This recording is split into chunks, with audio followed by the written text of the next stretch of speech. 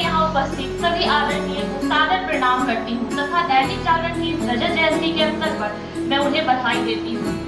वे धन्यवाद के पात्र हैं जो बिहार के आगामी 25 वर्षों के इसके विषय में आकलन के पूर्वानुमान पर विचार रखने के लिए हमें इस मंच पर आने की अनुमति प्रदान की है। अब तक जो 20वीं सदी के इस 25 वर्ष में जो हमने बिहार को देखने को मिला है उसे बहुत अच्छा तो नहीं परंतु संतोषजनक कहा जा सकता है। यदि हमें अन्य राज्यों की तुलना में अपने बिहार को देखना पड़े तो हम उसे बहुत अच्छा तो नहीं देख सकते हैं, किंतु इस सच से हम मुंह तो नहीं मोड़ सकते। आज हमारे बिहार की जनसंख्या लगभग 14 करोड़ है, जिसमें 6 करोड़ स्त्रियां हैं और जो स्त्रियां हैं लेकिन निष्क्रिय हैं, और 7 करोड़ की आबादी पुरुषों की है। पुरुषों जो कि बाहर के राज्यों में जाकर अपने रोजगार के लिए रोजगार के लिए विकसित कर रहे हैं, वहां के उस राज्य को विकासशील प्रदान कर दिए हैं। लगभग हमारा बिहार प्रशासनिक क्षेत्रों में, स्वास्थ्य क्षेत्रों में और शिक्षा क्षेत्रों में बहुत सी श्रेणियों में अभी पिछड़ा हुआ है। हमें जरूरी है कि हम उसे एक नए दर्शन, एक नए विजन की तरफ के साथ लेकर चलें। देखें, यदि हमारा बिहार की अहंता और शक्ति के बारे में बात करें तो आज हमारे बिहारी विद्यार्थी हर साल civil services, software engineers, IIT बाहर गए हैं हर क्षेत्र में। ये हमारा अपना ज्ञान है एवं हमारी शक्ति है, जिससे हर क्षेत्र में, हर स्थान पे आज भी बिहारियों का दबदबा है। आज औद्योगिक और कारखानाओं की तरफ अगर ध्यान देते हैं तो हमारे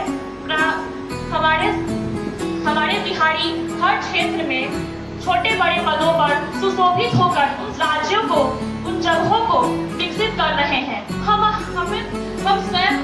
हमारा बिहार स्वयं की सेवा में हमेशा पीछे रहा है। हमें चाहिए कि हम सर्वप्रथम अपनी शिक्षा को परिवर्तन करें ताकि यह बहुमुखी रोजगार को उन्मुख करे, एवं दूसरा कि स्त्रियों को कार्यकुशल बनाया जाए, वह बिहार के विकास में अपनी बराबर की हिस्सेदारी भूमिका निभाए, क्योंकि जहाँ की स्त्रियां पिछड़ी हुई है वहाँ का समाज पिछड़ा हुआ है। हमारी स्त्रियों के लिए रोज नए नए स्कीम्स लाए जाते हैं, रोज नए नए बात बताए जाते हैं, बेटी बचाओ बेटी पढ़ाओ। क्या सरकार इस बेटी बचाओ बेटी पढ़ाओ की नियम से कुछ बदल रहा है? क्या हमारी बेटियां आज भी सुरक्षित है? क्या हमारे गांव की बेटियों को आज भी पढ़ाया जाता है? हाँ, कुछ प्रतिशत बेटियों को पढ़ाया जा रहा है, लेकिन किस तरीके से?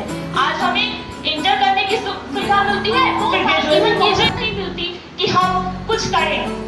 हमें कुछ करने की अभी भी अनुमति नहीं मिलती है। लड़कियों को कभी भी आगे नहीं बढ़ने दिया जा रहा है, लेकिन हाँ, हमारा बिहार इसमें अब कुछ हद तक आगे बढ़ने लगा है। लड़कियों को शिक्षा के रूप में आगे बढ़ने लगी है। तीसरा, सरकार को यहाँ ईमानदारी से रोजगार के अवसर उत्पन्न करने चाहिए। नए औद्योगिक क्रांति की तरफ बिहार अग्रसित हो तभी इसकी बहुमुखी विकास संभव है। यदि यहाँ की आबादी को दक्ष बना दे, कार्यकुशल बना दे, उनकी योग्यता के अनुसार है शिक्षित, हमारा बिहार केवल अपनी राज्य स्तर पर ही नहीं अपनी अस्मिता को प्राप्त करेगा, बल्कि भारत को विश्व गुरु बनने की संकल्प में अहम भूमिका प्रदान करेगा।